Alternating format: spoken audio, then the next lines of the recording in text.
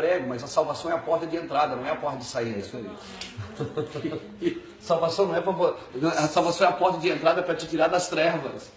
Salvação não é. Cara, isso é tremendo quando você entende salvação e senhorio. Jesus não é Senhor dos salvos, Ele é Senhor dos senhores.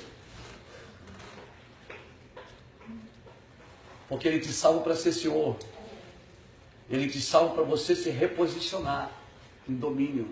O plano original de Deus sempre foi... Como é que foi a frase que o senhor falou? O plano original de Deus nunca foi salvação. O plano original de Deus sempre foi domínio. Eu vou explicar isso para vocês. Eu nem vou falar disso aqui então. Eu ia falar de justiça, mas não vou falar não. Eu vou falar de senhorio. E eu percebi que Deus abriu uma porta aqui. Né? Deus abriu uma porta aqui. Quer ver uma coisa?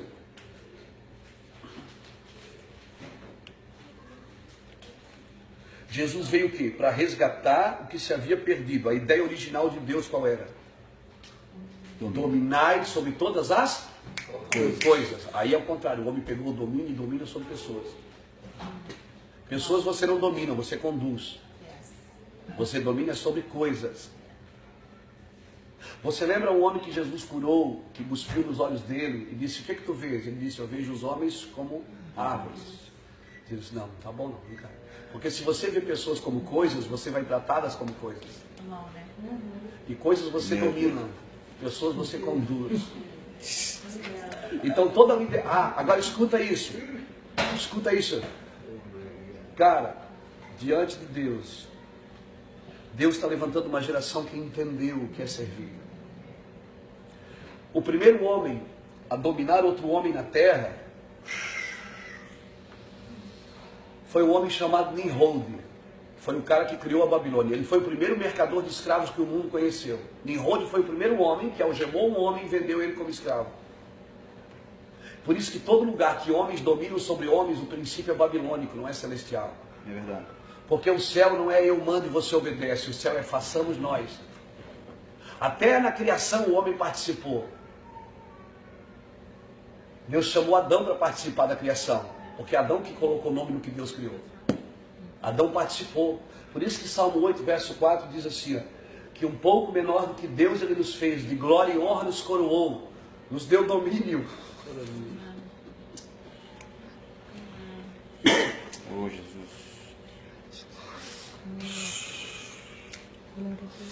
Nos deu domínio sobre todas as obras das suas mãos e colocou tudo debaixo dos nossos pés.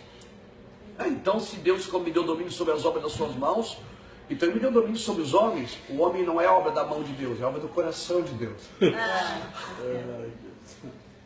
Porque Efésios 1,4, a Bíblia diz que Deus o elegeu nele, antes da fundação do mundo. Deus formou o homem do pó da terra, mas não criou o homem do pó da terra. Deus criou o homem nele. O céu não é seu destino, é sua origem. Pegou? Amém. O céu é sua origem. Aleluia. Deus te elegeu nele. Quando Deus criou uma árvore, o que Ele disse para a árvore? Nasce? Não, Ele diz terra, produz árvores. Por isso que quando você arranca uma árvore da terra, ela morre, porque ela é desligada da fonte de vida. Quando Deus criou um peixe, Deus disse: peixe nasce? Não, Ele disse: mar, água, produza peixe. Quando você tira um peixe da água, o que acontece? Ele morre. Agora, quando Deus criou o homem, Ele não terceirizou. Ele não mandou ninguém fazer. Ele disse: façamos nós, o homem, a nossa imagem e a semelhança. Por isso que todo homem que anda longe de Deus, ele morre. Espiritualmente, ele não entende o seu propósito. Nós temos que voltar ao propósito original. Por isso, quando Jesus fala de divórcio, o pessoal fala assim: ah, mas Moisés deu carta de divórcio. Aí Jesus diz o quê? Deu carta de divórcio por causa da dureza dos nossos corações. Mas no princípio não era assim. Meu Deus. Porque no princípio o que era? Era um homem e uma mulher. Então nós temos que voltar ao princípio para fazer a coisa certa. Amém. O princípio era um homem e uma mulher. Por que Deus tem que criar regras? Regra é a quebra do princípio. Por que Deus teve que escrever não matarás? Porque Caim matou Abel. Se ninguém matasse ninguém, não precisava de uma regra. A regra é a quebra do princípio. A lei é a quebra do princípio. Agora nós achamos o quê? Que a graça veio depois da lei. A graça veio antes. A lei veio para quem não entendeu a graça. Porque quem é que O que é que eles fizeram para sair do Egito? Nada. Deus disse, eu vos tirei com mãos fortes. Eu vou descer e vou falar com vocês. Quando Deus desceu, eles saíram correndo e disseram, fala tu, Moisés, e ouviremos, mas não fale Deus para que não honramos. Até hoje, as pessoas preferem alguém que fale em nome de Deus. Meu Deus. Quando Deus quer falar com ela. Aí Jeremias, no capítulo 31, Jeremias profetizou e disse assim, eis que naqueles dias renovarei a aliança com a casa de Jacó, e não como a que eu fiz com os vossos pais, porque eles invalidaram a minha aliança. Mas eu colocarei a minha lei no vosso interior, e ninguém mais ensinará ao seu próximo, porque todos me conhecerão, desde o maior até o menor. Amém. A lei qual era? A lei, quando passava uma mulher bonita, e você saía com ela, você transava com ela, para você ser apedrejado, você tinha que ser pego em adultério. Se você não fosse pego, você continua adulterando. Porque a lei estava escrita numa pedra. Agora Deus pega a lei e coloca no seu interior, é o Espírito Santo que está aqui. Quando passa uma mulher bonita que você olha, na hora ele diz, ô cabeça, essa mulher é sua. Na hora você checa lá, mandando lá baixar. Por quê? Você foge. Então o que é mais difícil, andar na lei ou na graça? Na graça. A graça não é uma oportunidade para pecar. É isso aí. A graça é para tirar você mais rápido do pecado. Amém. Amém. Agora a salvação é por graça. Pela graça sois salvos, e isso não vem de vós, é dom de Deus. Agora reino é por obras. Reino é conquistado à força, diz o Senhor. Por isso que as pessoas não entendem. Então nós aprendemos alguns princípios errados. Nós aprendemos que para ser cheio do Espírito Santo eu tinha que orar e ir para o monte, eu tinha que jejuar, eu tinha que fazer isso, eu tinha que fazer aquilo. O Espírito Santo não vem porque você é forte, ele vem porque você é fraco. Eu que ajudo nas suas fraquezas. Ele não vem porque você fez alguma coisa para merecê-lo, ele vem porque você precisa dele. Sem mim nada podeis fazer. Amém. Mas a religião nos ensinou o quê? Que você tem que dar o primeiro passo para Deus te abençoar. Quem dá o primeiro passo é Ele. Jesus disse, eu vos escolhi, não foi vós que me escolheste. Agora eu entrei, pronto, sou salvo. Aceitei Jesus. Agora eu preciso me esforçar para praticar justiça. O justo pratica justiça. Quem é o justo? É aquele que foi justificado por Jesus. Por isso que não adianta eu ser bonzinho sem Jesus. Eu tenho que ser justificado, tenho que ser salvo, para depois praticar a justiça. Reino é prática de justiça. Tem salvos que não conhecem o reino. Por quê? Porque eles são salvos, mas não praticam justiça. Vão ser salvos, pastor? Vão para a glória? Vão. Mas não vão governar com Cristo. Lembra que Jesus fala das parábolas? Ele diz assim, a vós que foste fiel no talento, eu te darei, se fosse no 3, eu te darei 5. Se fosse no 5, eu te darei 10. Se fosse fiel, guardasse a mina, eu te darei, sobre 10 cidades terás autoridade. Lembra da parábola das 10 minas? Então isso o que aqui está dizendo? Jesus diz o que? Você vai governar comigo. Aquele que vencer, herdará comigo todas as coisas e sentará comigo no meu trono, assim como eu me assentei no trono do meu Pai, porque eu venci. Agora venceu o que se Jesus já venceu para você? Jesus venceu para você a salvação, não o reino. O reino é você que tem que conquistar. Amém. E aí sempre aquela briga de Calvino e Armínio. Calvino diz que quem dá o primeiro passo é Deus. Armínio dizia que quem dá o primeiro passo somos nós. E os dois estão certos. Deus dá o primeiro passo, eu entro na salvação e agora pela salvação eu preciso crescer em justiça. Eu preciso praticar justiça, porque a noiva ela está ataviada com linho fino, que são os atos de justiça dos santos. A noiva ela tem que se vestir de justiça. A igreja ela tem que praticar justiça. E o que é praticar justiça? É dar ao outro o que lhe é de direito. Qual é o seu direito? Você tem um direito, eu tenho uma obrigação. O seu direito é ser amado. E o meu direito, a minha obrigação é te amar. Se eu pratico o teu direito, alguém vai praticar o meu. Então a igreja precisa se reposicionar em Deus. Então deixa eu ver aqui. A quantidade de salvos, ela não determina o destino de uma nação. Por que tem igreja que cresce, cresce, cresce, a cidade cresce o crime, cresce a prostituição? Você nunca perguntou isso para Deus? Eu perguntava isso a Deus. Por que a nossa cidade de Itajaí está crescendo? Todo dia no jornal tem morte, tem isso. Por quê? Porque nós somos salvos, mas ainda não somos senhores. Não dominamos o mundo.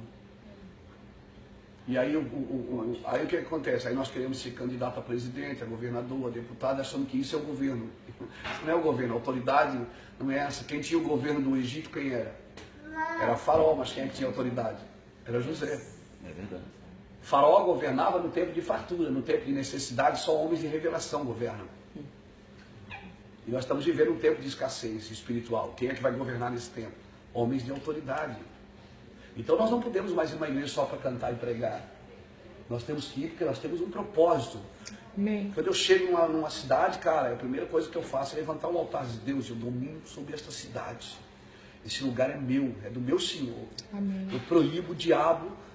Cara, nós temos que tomar o senhorio. Porque você não vai vencer nenhuma guerra aqui embaixo sem vencer ela aqui em cima. Tá? Não é? Agora como é que se vence a guerra? Moisés adorava aqui em cima, Josué guerreava lá embaixo. Arão e Hur seguravam aqui no braço. Quem é que venceu a guerra? Uma equipe. Uma equipe. É uma equipe. Deus só trabalha com equipe. Por isso que a primeira coisa que Jesus fez no ministério foi levantar uma equipe. Não foi levantar um templo. Então hoje nós temos templos lindos, mas não tem equipe. Equipe de proclamadores, adoradores e intercessores. Adorador, intercessor e proclamador.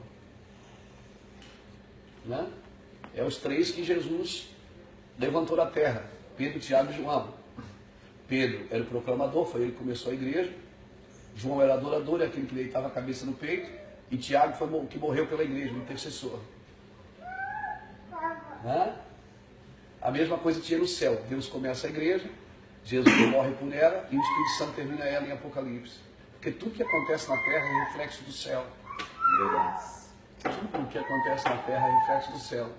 Davi separou 3 famílias. Ele trouxe a arca para Jerusalém, botou a arca em Jerusalém e separou 3 famílias ao redor da arca para adorar a Deus. Por 40 anos eles adoraram a Deus. A família de Jedutum, a família de Amã e a família de Asaf. E você vai ver o nome das 3, cada um tem um significado. Proclamação, adoração e intercessão. É louco o negócio. Um se chama pilar. Então assim, por quê? Porque era grupos, é equipe, sempre o ataque em equipe. Aí o que acontece? No céu também tinha um proclamador, um adorador e um intercessor. Gabriel era o proclamador. Toda boa nova, quem é que trazia? O anjo, Gabriel. Toda guerra, quem é que fazia? Miguel arrancava a cabeça de todo mundo. E o adorador, quem era? Lúcifer. Aí, Lúcifer cai. Por que você acha que Deus procura adoradores que o adorem em espírito de verdade? Porque a equipe não está completa.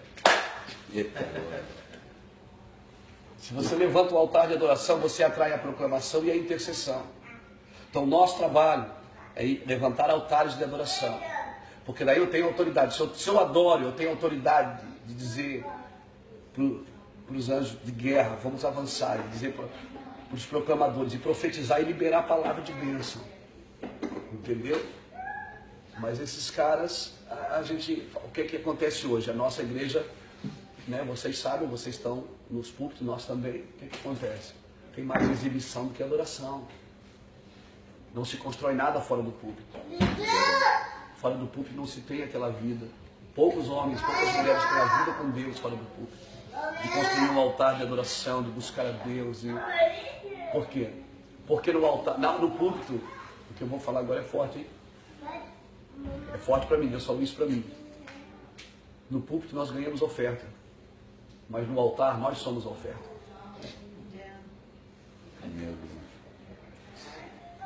No altar ninguém tira foto com a gente, ninguém compra o nosso CD, ninguém quer bater palmas, ninguém no altar, não tem nem oferta, nós somos a oferta ali, como sacrifício vivo, santo e agradável a Deus, que é o vosso culto racional, ou seja, eu vou fazer isso porque eu estou entendendo o que eu tenho que fazer.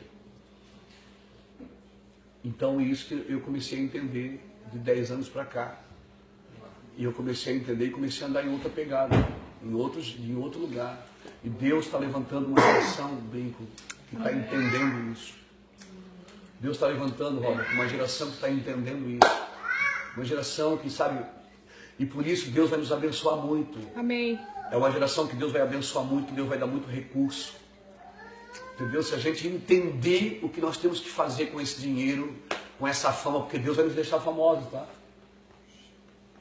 Deus vai nos deixar famosos, porque Deus deixa, ele não esconde uma lâmpada debaixo de uma vasilha. Ele coloca no alto para que ilumine toda a casa. É Deus que faz isso.